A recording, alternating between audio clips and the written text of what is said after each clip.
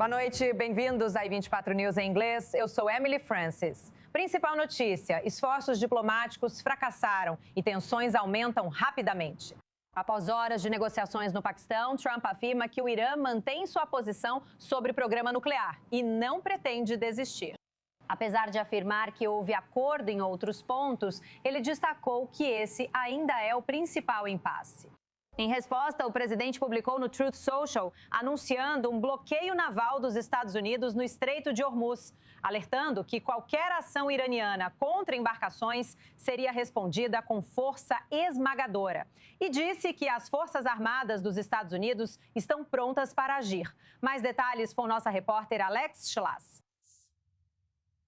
As negociações entre Estados Unidos e Irã no Paquistão terminaram sem acordo após 21 horas de conversas. O colapso deixa divergências sem solução, como o programa nuclear do Irã, o Estreito de Hormuz e as próximas ações de Washington. Os dois lados se afastaram, trocando acusações. O vice-presidente J.D. Vance afirmou que Washington fez sua melhor e última oferta e acusou o Irã de não se comprometer a não buscar armas nucleares ou meios para construí-las rapidamente. Não conseguimos fazer com que os iranianos aceitassem nossos termos, apesar de termos sido bastante flexíveis e conciliadores. O presidente disse que era preciso vir de boa fé e fazer o melhor para alcançar um acordo. Nós fizemos isso e, infelizmente, não conseguimos avançar.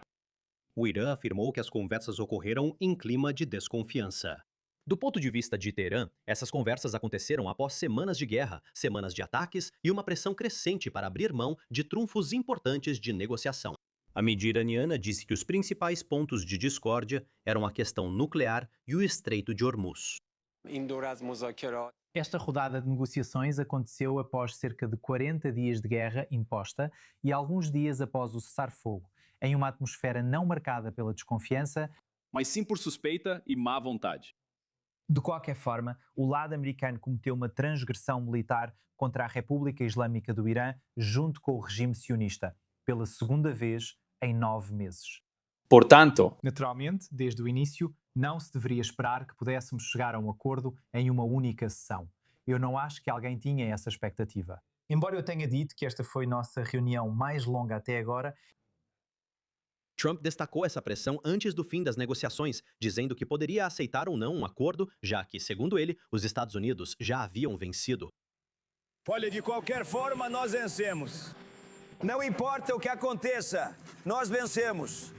Nós derrotamos completamente aquele país.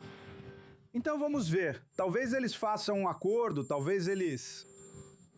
Do ponto de vista dos Estados Unidos, nós vencemos. Trump já indicou postura mais rígida sobre reabrir Hormuz.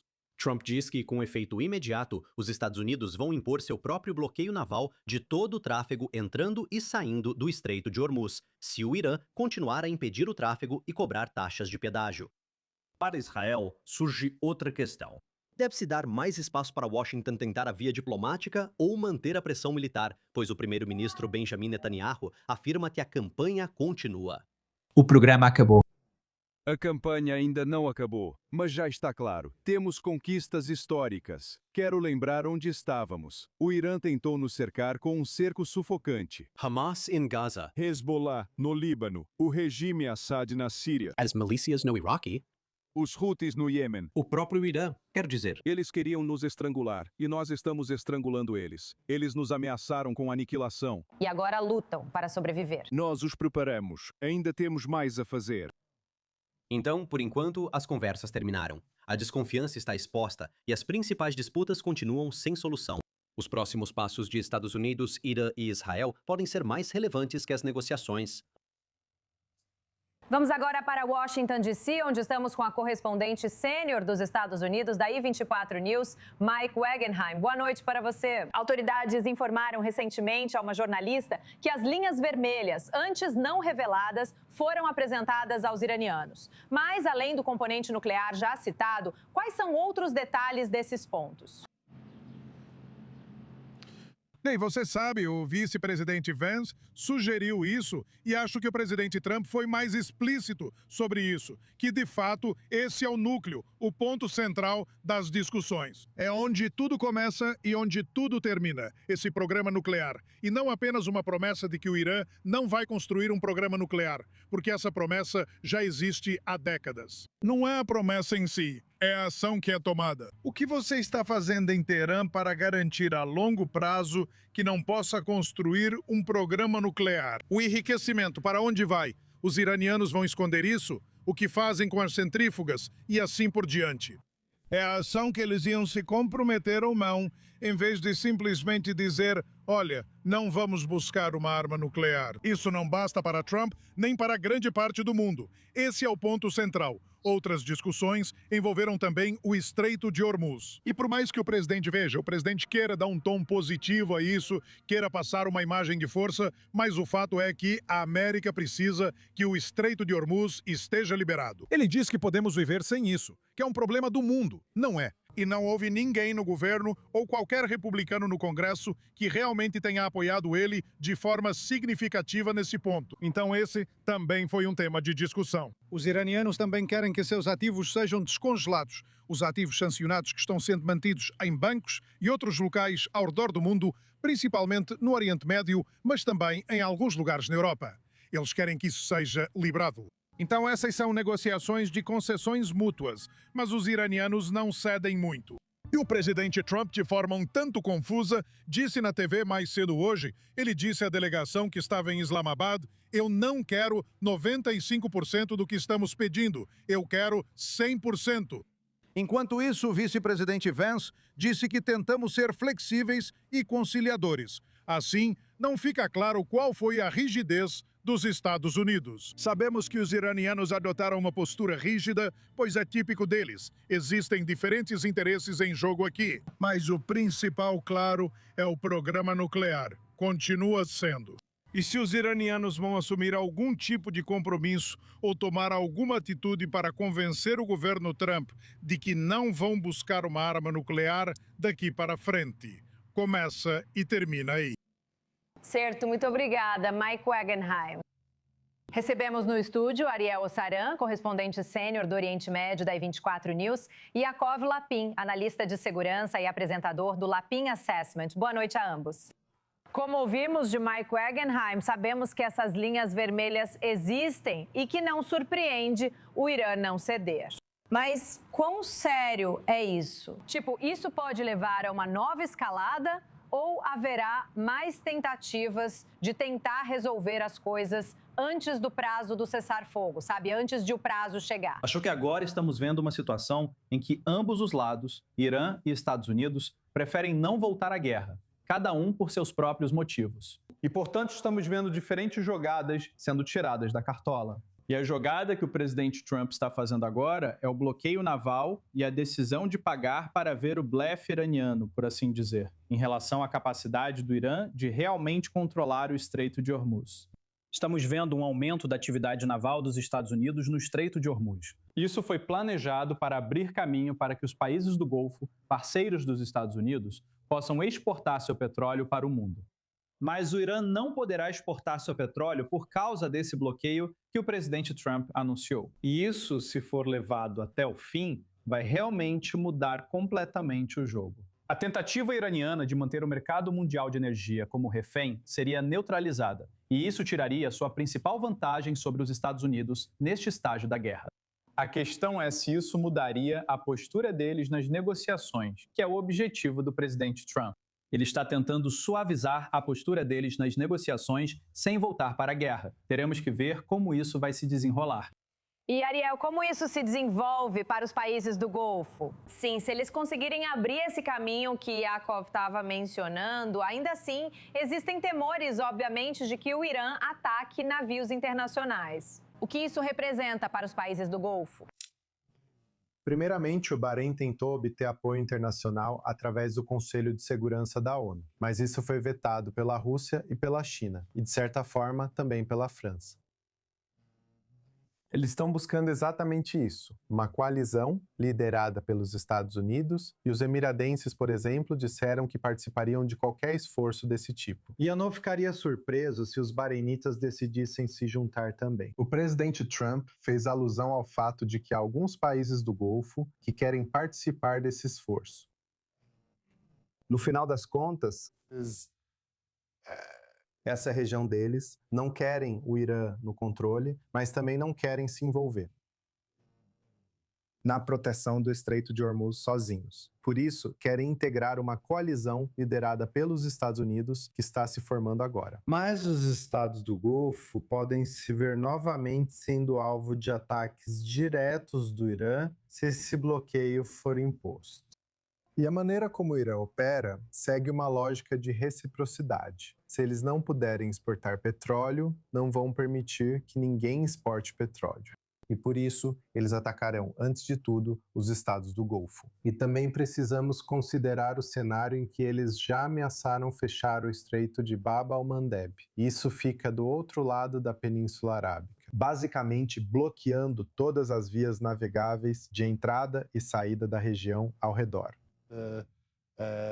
A Península Arábica, o que bloquearia todos os esforços dos países do Golfo para exportar petróleo e gás. E por isso, esse é o curso de ação de maior probabilidade para o Irã. Tenho certeza de que os países do Golfo estão cientes disso e, mesmo assim, apoiam essa ação de tentar manter a passagem segura ou o trânsito seguro de navios comerciais pelo Estreito de Hormuz. Muito obrigada a vocês dois. Agora estamos voltando para Washington, D.C. e contamos com a presença de Van Hipp, presidente da American Defense International e secretário assistente adjunto do Exército dos Estados Unidos. Olá e obrigada por estar aqui. É um prazer estar com vocês. Então, conte-nos mais sobre o que esse possível bloqueio naval envolve do ponto de vista militar, antes de tudo. Primeiro, preciso dizer isso. Hoje, há muitos políticos a quem falta coragem. E acho que vimos hoje que este presidente tem coragem e não vai permitir que os Estados Unidos, ou o mundo livre nesse caso, sejam chantageados por um regime terrorista islâmico. E acredito que ele está pensando estrategicamente. E se a China fizesse o mesmo tipo de manobra no Mar do Sul da China, de onde depende grande parte da economia mundial, por onde passam 5 trilhões de dólares em cargas todos os anos? Então acho que o presidente está pensando de forma muito estratégica. Atualmente, a antiga classe de navios caça-minas que temos está sendo desativada e nossos navios de combate litorâneo estão sendo equipados com capacidade de contramedidas contra minas. Os 2 principais navios de combate litorâneo prontos para o Oriente Médio estavam em manutenção no mês passado em Singapura. Eles estão a caminho de volta, mas temos 4 navios de contramedidas contra minas agora mesmo na região. E temos muitos drones subaquáticos não tripulados que têm a capacidade de localizar e atacar as minas. Acreditamos que o Irã possua cerca de 6.000 minas, segundo estimativas de inteligência, embora não saibamos se todas foram implantadas.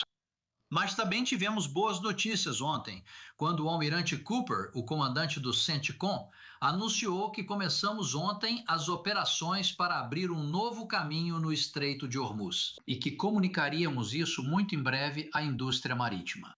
E qual é o risco que isso representa para as tropas na remoção de minas, como você mencionou? Quero dizer, esse é um número grande. Eles estão basicamente no fundo do estreito, essencialmente. Bem, é por isso que queremos implantar e usar a mais moderna capacidade não tripulada de desminagem subaquática que temos. Basicamente, pense nisso como drones subaquáticos que têm a capacidade, com tecnologia de sensores, tecnologia semelhante, o que for, de detectar essas minas. E então temos a capacidade de detoná-las também. Mas o fato de termos tido 2 contratorpedeiros passando por lá ontem mostra que estamos começando a encontrar esse novo caminho, que acredito que os Estados Unidos poderão comunicar à indústria marítima. Acho que isso também é importante. O presidente anunciou que muitos petroleiros vazios estão indo para os Estados Unidos buscar petróleo e energia agora. Os Estados Unidos, desde o primeiro mandato do presidente Trump, são um exportador líquido de toda a energia. E com o que o presidente Trump fez recentemente no campo nuclear, os Estados Unidos estão ficando cada vez mais fortes. A verdade é que os países asiáticos e os países europeus dependem muito mais do Estreito de Hormuz. Acredito que outras nações devem ao presidente Trump gratidão pelo que ele faz. E digo o seguinte: não se esqueçam, há apenas algumas semanas, 22 nações, muitas delas aliadas da OTAN, muitas na Ásia, assinaram uma declaração conjunta. Estavam prontas para fazer o que fosse necessário e contribuir para o processo de abertura do Estreito de Hormuz. Bem, e Mark Rutte, o secretário-geral da OTAN, que acredito ter sido tão frustrado com a OTAN quanto o presidente Trump, fez um bom trabalho ao organizar isso. Ele se encontrou com o presidente Trump, acho que foi na última quinta-feira. Tem que acreditar que esse foi um dos temas daquela conversa. Porque o presidente disse hoje que outros países vão se juntar aos Estados Unidos nesse bloqueio do Estreito de Hormuz, o que, com sorte, no final das contas, vai levar à reabertura dele. Certo, muito obrigada por essa excelente explicação, Van Riep, agradeço muito. É um prazer estar com você. Enquanto as negociações de paz entre Israel e Líbano começam terça-feira em Washington, os disparos entre Hezbollah e forças de defesa de Israel continuam. As forças de defesa de Israel afirmaram ter invadido um hospital no sul do Líbano, matando cerca de 20 combatentes do Hezbollah escondidos no local que era usado para fins militares. Enquanto isso, o Hezbollah continua lançando foguetes e ataques de drones contra comunidades israelenses na fronteira norte. Agora seguimos para o norte com a correspondente da E24 News, Balir Sladin, trazendo as últimas informações. Primeiro vamos falar sobre o que o ministro da Defesa, Sial Katz, anunciou. Um novo nome para esta operação. Conte-nos mais. Sim, exatamente. Hoje, o ministro da Defesa, Israel Katz, e o primeiro-ministro Benjamin Netanyahu estiveram no sul do Líbano, em território libanês, e falaram à imprensa. E uma das declarações que o ministro da Defesa, Israel Katz, fez foi que a nova operação se chamará Silver Pleu. Esse é o nome, espero estar traduzindo corretamente do hebraico. Mas o que estamos falando aqui é da destruição da infraestrutura que o Hezbollah usa na linha de frente, das aldeias no sul do Líbano, incluindo as aldeias que ficam bem na fronteira com Israel, que uma delas é, na verdade, Bint Jbeil, sobre a qual vamos falar em um minuto, ou explicar um pouco mais sobre ela em instantes. E Israel Katz também falaram sobre o último momento de Nasrallah, o ex-chefe do Hezbollah. Ele disse que Nasrallah sufocou em seus últimos minutos, pensando que havia cometido um erro ao atacar Israel. E o ministro da Defesa disse que a operação deveria continuar. Isso é, claro, no contexto das exigências iranianas e também das exigências do Hezbollah para parar os combates ou um cessar-fogo no Líbano. E também o governo do Líbano, pelo menos de acordo com relatos, condicionou o início das negociações que você acabou de mencionar à paralisação dos ataques no Líbano. De qualquer forma, mesmo que os ataques diminuam, os bombardeios aéreos, quero dizer, em Beirute, no subúrbio sul de Beirute, em Darya e também no sul do Líbano, estamos vendo que a operação terrestre continua. E só voltando a Bint Jbeil, hoje, Il Jadid, a News, jornal libanês, acabou de mencionar que havia 3 tanques israelenses na área de Bint Jbeil, bem ao lado do estádio lá. O que significa que o cerco da cidade, que antes da guerra tinha 30 mil habitantes, está prestes a ser concluído. E, aparentemente, espera-se que comece um confronto entre as tropas israelenses e os combatentes do Hezbollah que ainda estão em Bint Jbeil. No Líbano, estima-se que cerca de 800 combatentes ainda estejam em Bint Jbeil. E essa é apenas uma das cidades ou vilarejos no sul do Líbano que as forças de defesa de Israel planejam capturar em um futuro próximo. O que você pode dizer sobre o primeiro-ministro ter visitado a zona de segurança hoje e afirmar que ainda há mais a fazer e que estão trabalhando nisso? O que ele quis dizer? Sim, exatamente, porque afinal o Hezbollah ainda está perto da fronteira. Eles podem disparar mísseis antitanque contra as tropas israelenses que estão no sul do Líbano e até mesmo alcançar a fronteira com Israel. As comunidades lá ainda estão sob ameaça. E definitivamente os foguetes que ainda vemos conseguem alcançar não só a Alta Galileia e a Galileia Ocidental, mas também a Baixa Galileia, assim como aconteceu hoje em Carmiel, com uma rajada de 10 foguetes também, e definitivamente os ataques de drones. Então a operação precisa continuar para empurrar os operativos do Hezbollah mais ao norte, mesmo que isso signifique apenas ao norte do rio Litani, Para que eles não possam mais ameaçar as comunidades do norte de Israel. Esse é o objetivo. Por isso, o primeiro-ministro Netanyahu destacou hoje que a operação deve seguir, pois ainda há muito a fazer. Pelo que entendo, deve haver em algum momento controle total de segurança israelense em toda a área abaixo ou ao sul do rio Litani. Mas isso não significa a captura de toda essa área. Trata-se de uma área muito grande que exige um grande número de tropas. Atualmente, 5 divisões estão operando no sul do Líbano, e a operação agora se concentra nos vilarejos da linha de frente ali. Tudo bem, muito obrigada, Valir. Agora vamos para a Europa, onde uma eleição europeia ganhou atenção mundial. As urnas acabam de ser fechadas na Hungria em uma eleição que pode marcar o fim da segunda passagem de Viktor Orbán pelo cargo de primeiro-ministro, cargo que ele ocupa desde 2010.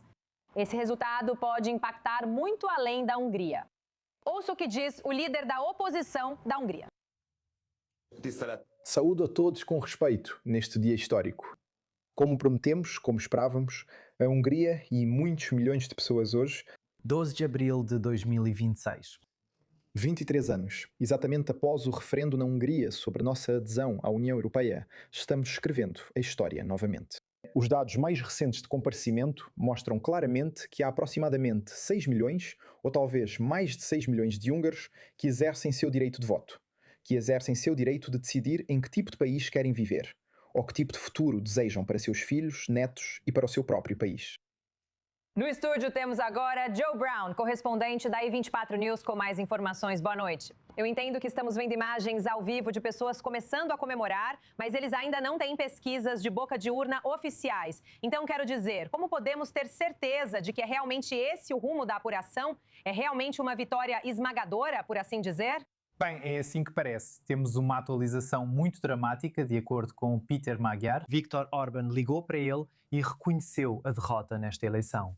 Até agora, 53% dos votos já foram contados. E parece que o partido TISA de Peter Magyar vai conseguir 136 cadeiras no Parlamento húngaro. Você precisa de 2/3 dos 199, que são 133, para obter a maioria parlamentar.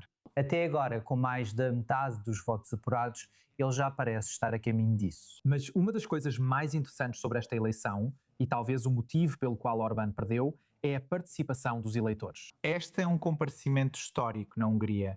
O recorde foi batido por uma boa margem, quase 80% dos eleitores aptos foram às urnas e votaram. E isso era algo com que Peter Magyar contava. Porque se há uma alta participação dos eleitores, é provável que seja por causa do voto dos jovens, já que são eles que normalmente não votam na maioria das eleições.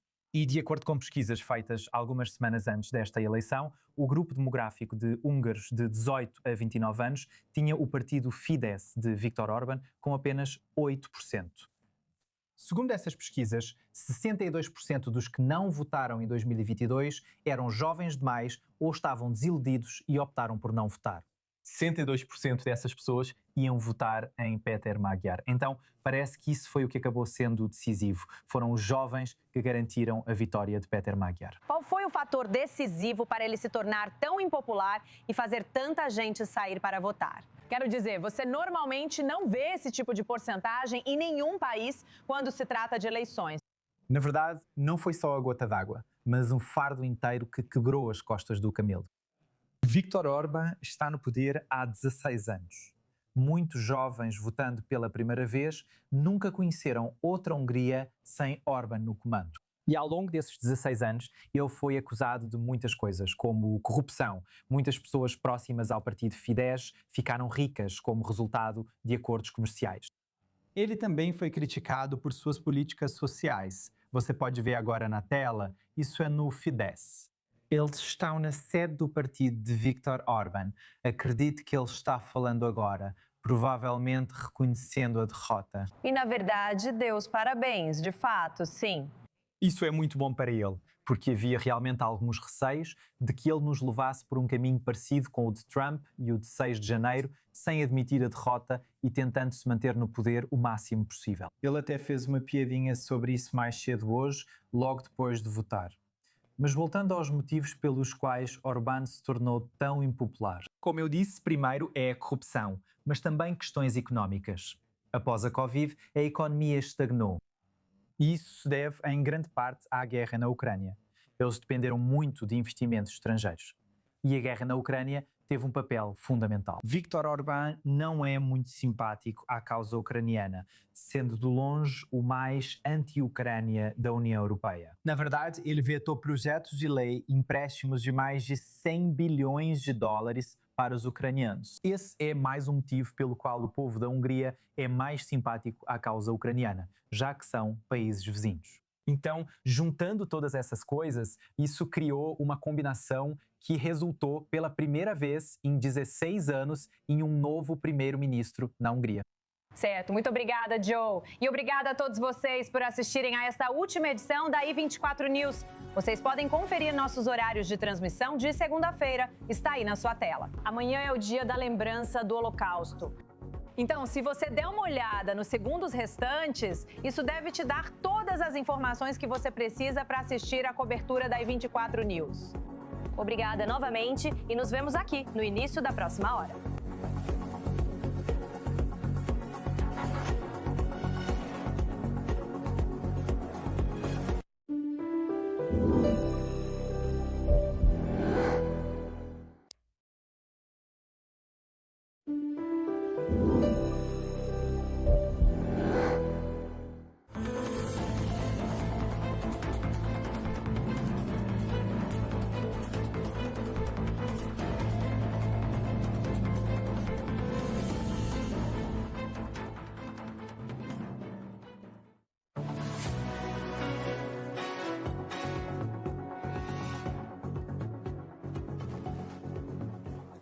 Boa noite e bem-vindos à I24 News em inglês. Sou Emily Francis. Destaque: esforços diplomáticos falharam e as tensões aumentam rapidamente. Após longas negociações no Paquistão, Trump afirma que o Irã mantém posição firme sobre o programa nuclear e não vai desistir. Apesar de citar acordo em outras questões, ele destacou que esse ainda é o principal impasse.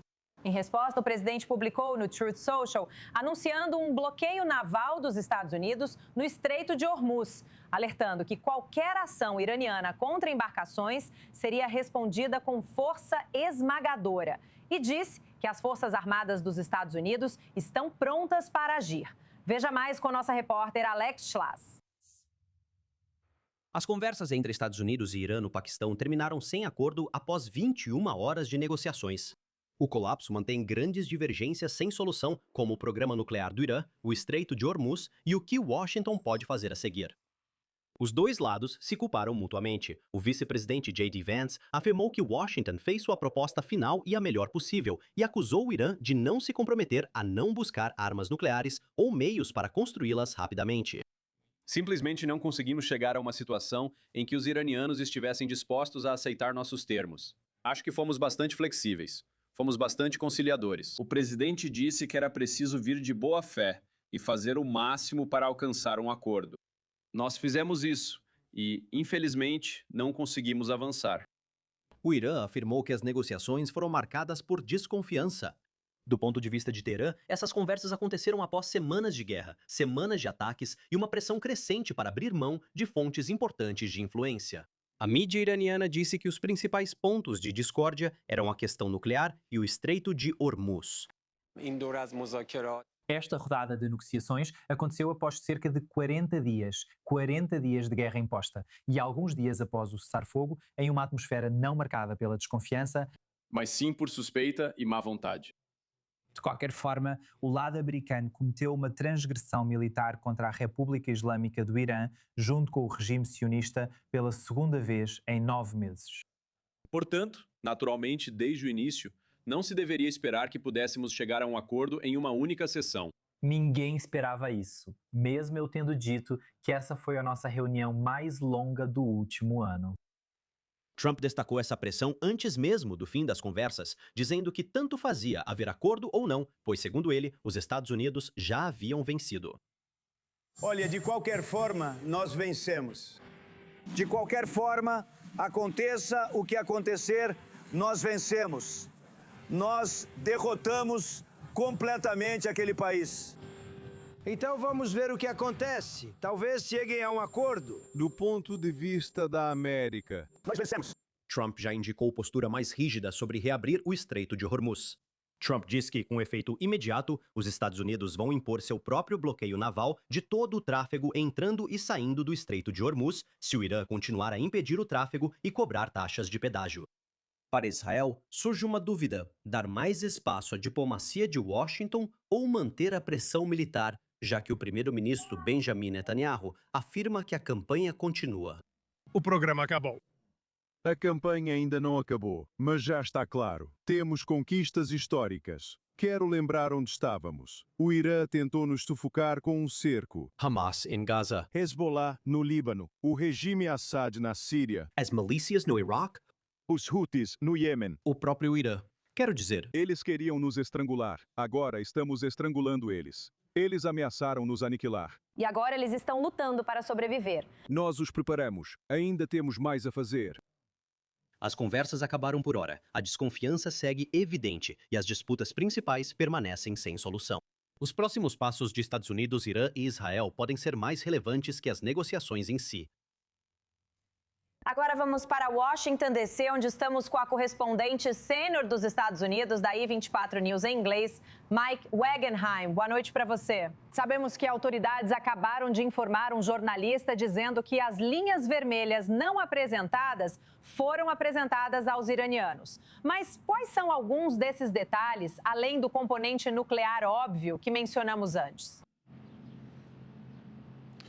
Bem, você sabe, o vice-presidente Vance deu a entender isso e acho que o presidente Trump foi mais explícito ao dizer que, de fato, esse é o núcleo, o cerne das discussões. É onde tudo começa e onde tudo termina. Esse programa nuclear e não apenas a promessa de que o Irã não vai construir um programa nuclear, porque essa promessa já existe há décadas. Não é a promessa em si, é a ação tomada. O que você está fazendo em Teherã para garantir a longo prazo que não possa construir um programa nuclear? O enriquecimento, qual o destino? Os iranianos vão esconder? O que fazem com as centrífugas? E assim por diante. São as medidas com as quais eles iam se comprometer ou não, em vez de simplesmente dizer, olha, não vamos buscar uma arma nuclear. Isso não basta para Trump nem para o mundo agora. Esse é o ponto principal. Outras discussões envolvem o Estreito de Hormuz. E por mais que o presidente queira dar um tom positivo, queira dar um tom firme a isso, mas o fato é que a América precisa do Estreito de Hormuz liberado. Ele diz que podemos viver sem isso, que é um problema do mundo. Não é. E não houve ninguém na administração ou qualquer republicano no Congresso que realmente tenha apoiado ele de forma significativa nesse ponto. Então esse também foi um tema de discussão. Os iranianos também querem que seus ativos sejam descongelados. Os ativos sancionados estão sendo mantidos em bancos e outros locais ao redor do mundo, principalmente no Oriente Médio, mas também em alguns lugares na Europa. Eles querem que isso seja liberado. Então, essas são negociações de concessões mútuas, mas os iranianos não cedem muito.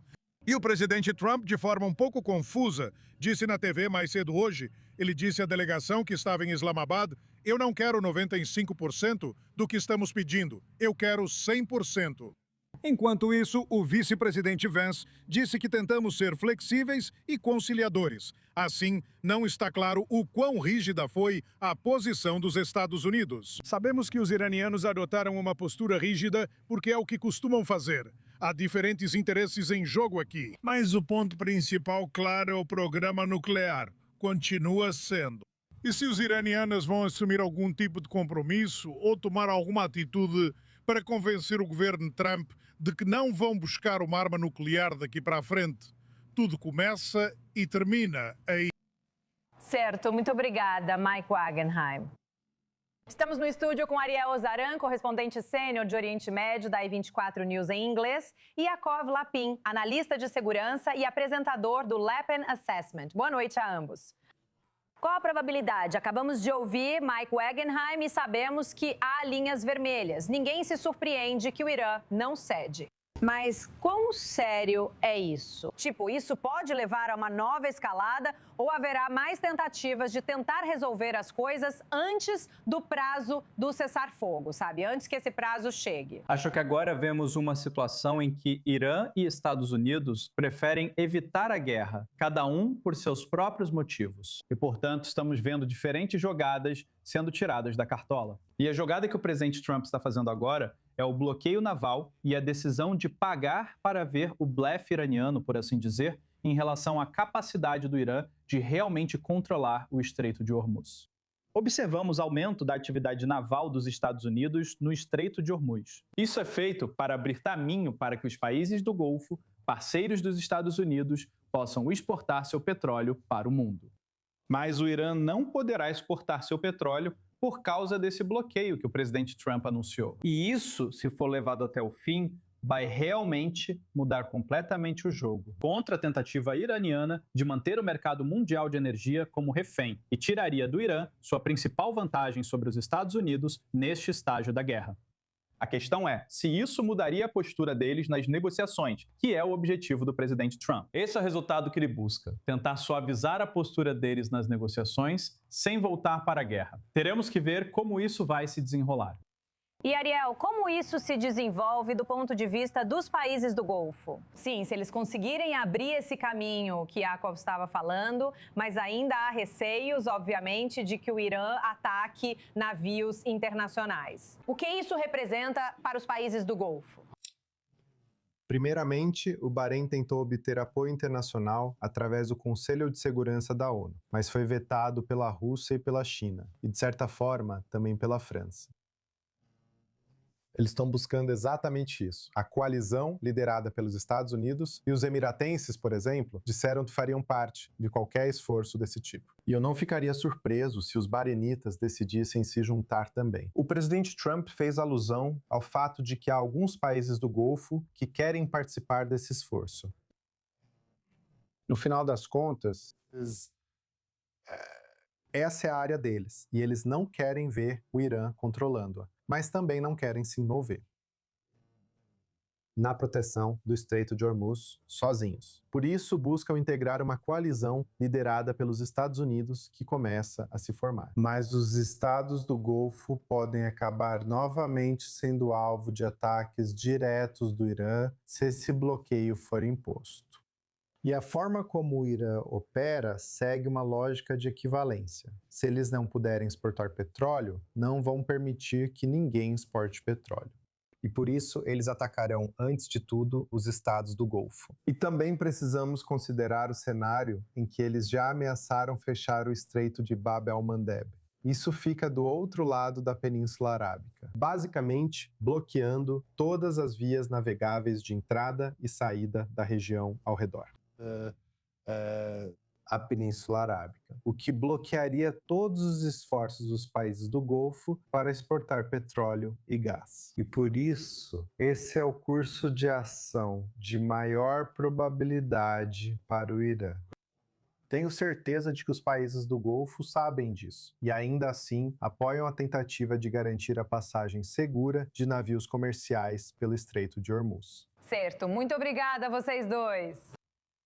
Agora estamos voltando para Washington, D.C. e contamos com a presença de Van Hipp, presidente da American Defense International e subsecretário assistente do Exército dos Estados Unidos. Olá e obrigada por estar aqui. É um prazer estar com vocês. Então, conte-nos mais sobre o que esse bloqueio naval, esse possível bloqueio naval, significa do ponto de vista militar, antes de tudo. Primeiro, preciso dizer, hoje há muitos políticos que, em vez de firmeza, só têm desejos. E acho que vimos hoje que este presidente tem coragem e não vai permitir que os Estados Unidos ou o mundo livre, nesse caso, sejam chantageados por um regime terrorista islâmico. E acredito que ele está pensando estrategicamente. É isso. Essa inflação pode transportar $25 de carga por ali todo ano. Então eu acho que o presidente está pensando de forma muito estratégica. No momento, a antiga classe de varredores de minas que temos está sendo desativada e nossos navios de combate litorâneo estão sendo equipados com capacidade de contramedidas contra minas. Os 2 navios de combate litorâneo prontos para o Oriente Médio estavam em manutenção no mês passado em Singapura. Eles estão a caminho de volta, mas temos 4 navios de contramedidas contra minas agora mesmo na região. E temos muitos drones subaquáticos não tripulados que têm a capacidade de procurar e detectar as minas. Acreditamos que o Irã possua cerca de 6.000 minas, segundo estimativas de inteligência, embora não saibamos se todas foram implantadas. Mas também houve uma boa notícia ontem, quando o almirante Cooper, o comandante do Comando Central dos Estados Unidos, anunciou que começamos ontem as operações para abrir um novo caminho no Estreito de Hormuz e que comunicaríamos isso muito em breve à indústria marítima.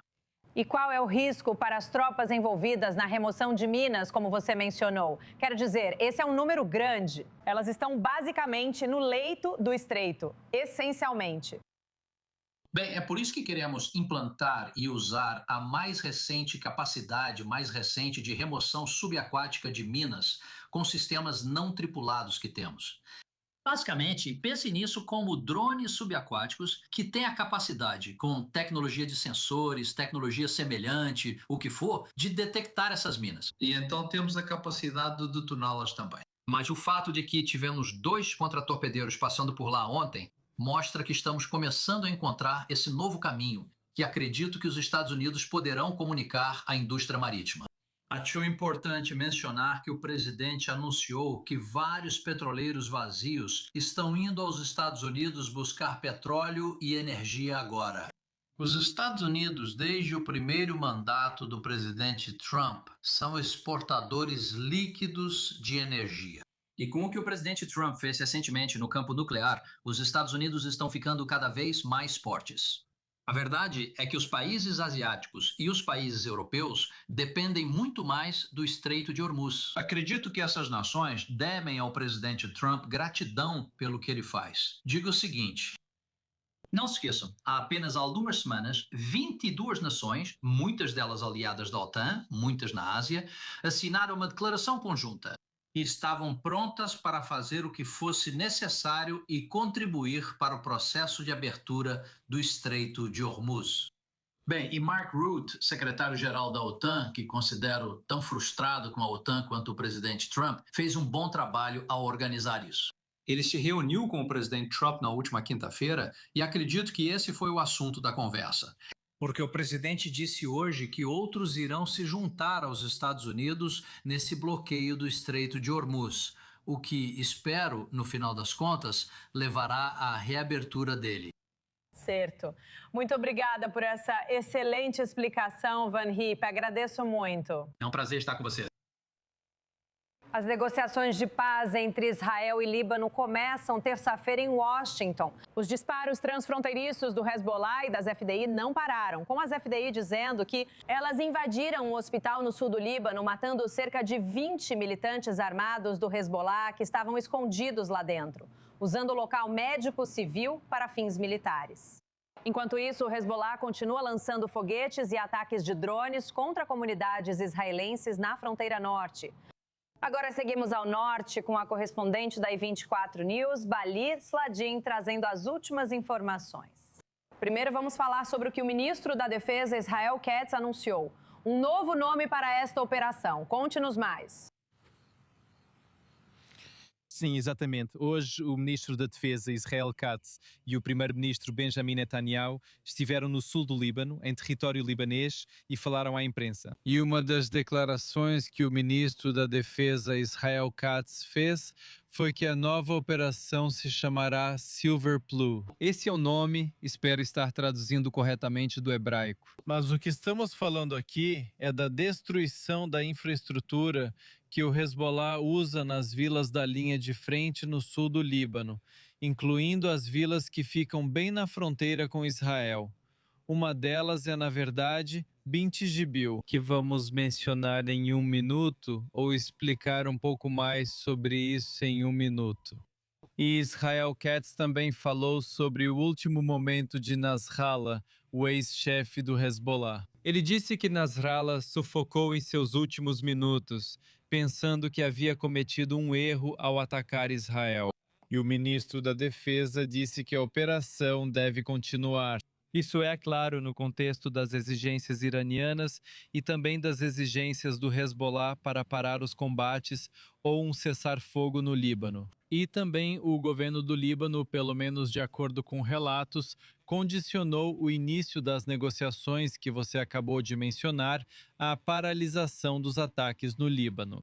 De qualquer forma, mesmo que os ataques diminuam, os bombardeios aéreos, quero dizer, em Beirute, no subúrbio sul de Beirute, em Draha e também no sul do Líbano, estamos vendo que a operação terrestre continua. E só para voltar a Bint Jibbil, hoje, Il Jadid, o jornal libanês, acabou de mencionar que havia 3 tanques israelenses na área de Bint Jibbil, bem ao lado do estádio lá. O que significa que o cerco à cidade, que antes da guerra tinha 30 mil habitantes, está prestes a ser concluído.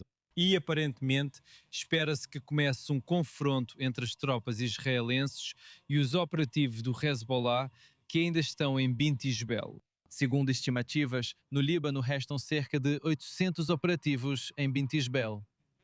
E essa é apenas uma das cidades ou vilarejos no sul do Líbano que as forças de defesa de Israel planejam capturar em um futuro próximo. O que pode nos dizer sobre isso? Sabemos que o primeiro-ministro visitou hoje a zona de segurança e afirmou que ainda há mais a fazer e que isso já está sendo feito. O que ele quis dizer?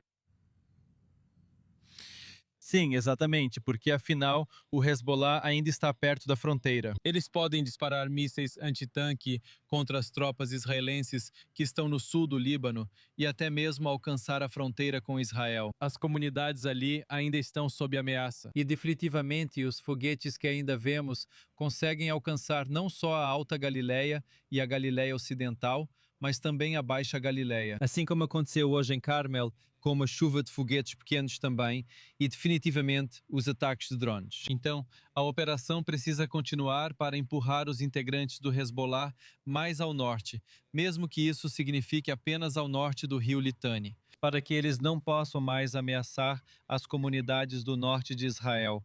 Esse é o objetivo. Por isso, o primeiro-ministro Netanyahu destacou hoje que a operação deve continuar e ainda há muito a fazer. Pelo que entendo, deve haver em algum momento um controle total de segurança israelense sobre toda a área abaixo ou ao sul do rio Litani. Mas isso não significa a captura de toda essa área. Esta é uma área muito grande que exige um grande número de tropas. Atualmente, 5 divisões estão operando no sul do Líbano e a operação agora se concentra na primeira linha das aldeias ali mesmo. Tudo bem, muito obrigada, Bali. Agora vamos para a Europa, onde as urnas acabam de fechar na Hungria, em uma eleição europeia que ganhou atenção global e uma eleição que pode marcar o fim do segundo mandato de Viktor Orbán como primeiro-ministro, cargo que ele ocupa desde 2010. O resultado pode impactar muito além da Hungria. Ouça o que diz a líder da oposição da Hungria. Saúdo a todos com respeito neste dia histórico. Como prometemos, como esperávamos, a Hungria e muitos milhões de pessoas. Hoje, 12 de abril de 2026 exatamente, 23 anos após o referendo na Hungria sobre nossa adesão à União Europeia, estão escrevendo a história novamente. Os dados mais recentes de comparecimento mostram claramente que há aproximadamente 6 milhões ou talvez mais de 6 milhões de húngaros que exercem seu direito de voto, que exercem seu direito de decidir em que tipo de país querem viver, ou que tipo de futuro desejam para seus filhos, netos e para o seu próprio país. Agora no estúdio com mais detalhes está a correspondente da I24 News, Joe Brown. Boa noite. Eu entendo que estamos vendo imagens ao vivo de pessoas começando a comemorar, mas eles ainda não têm pesquisas de boca de urna oficiais. Então, quero dizer, como podemos ter certeza de que é esse mesmo o rumo? É realmente uma vitória esmagadora, por assim dizer? Bem, é assim que parece. Temos uma atualização muito dramática, de acordo com Peter Magyar. Viktor Orbán ligou para ele e reconheceu a derrota nesta eleição. Até agora, 53% dos votos já foram contados. E parece que o partido TISA de Peter Magyar vai conseguir 136 cadeiras no Parlamento húngaro. Você precisa de 2/3 dos 199, que são 133, para obter a maioria parlamentar. Até agora, com mais da metade dos votos apurados, ele já parece estar a caminho disso. Mas uma das coisas mais interessantes sobre esta eleição, e talvez o motivo pelo qual Orbán perdeu, é a participação dos eleitores. Esta é uma participação histórica para a Hungria, um recorde com bastante folga. Quase 80% dos eleitores aptos foram às urnas e votaram. E isso é algo em que Peter Magyar estava contando, porque se há uma alta participação eleitoral, provavelmente é por causa do voto dos jovens, já que são essas pessoas que normalmente não votam na maioria das eleições. E de acordo com pesquisas feitas algumas semanas antes desta eleição, o grupo demográfico de húngaros de 18 a 29 anos dava ao partido Fidesz, de Viktor Orbán, apenas 8%. E de acordo com essas mesmas pesquisas, 62% das pessoas que não votaram em 2022, seja porque eram jovens demais ou porque estavam desiludidas por algum motivo e escolheram não votar, 62% dessas pessoas iriam votar em Peter Magyar. Então parece que isso foi o que acabou sendo decisivo. Foram os jovens que garantiram a vitória para Peter Magyar. Então, o que realmente foi a gota d'água que fez com que ele se tornasse tão impopular a ponto de tantas pessoas comparecerem em massa? Você raramente vê esse tipo de porcentagem em eleições de qualquer país. Na verdade, não foi só a gota d'água, mas um fardo inteiro que quebrou as costas do camelo. Lembre-se que Viktor Orbán está no poder há 16 anos. Muitos jovens que votam pela primeira vez não conheceram outra Hungria além de Orbán no poder. E ao longo desses 16 anos, ele foi acusado de muitas coisas, como corrupção, muitas pessoas próximas ao partido Fidesz ficaram ricas como resultado de acordos comerciais. Ele também foi criticado por suas políticas sociais. Você pode ver agora na tela, isso é na série do Fidesz. Eles estão na sede do partido de Viktor Orbán. Acredito que ele está falando agora, provavelmente reconhecendo a derrota. Ele realmente enviou uma mensagem de parabéns. De fato, sim. Isso é muito bom para ele, porque havia realmente alguns receios de que ele pudesse seguir caminhos parecidos com o 6 de janeiro de Trump e não reconhecer a derrota, tentando se manter no poder o máximo possível. Ele até fez uma piadinha sobre isso mais cedo hoje, logo depois de votar.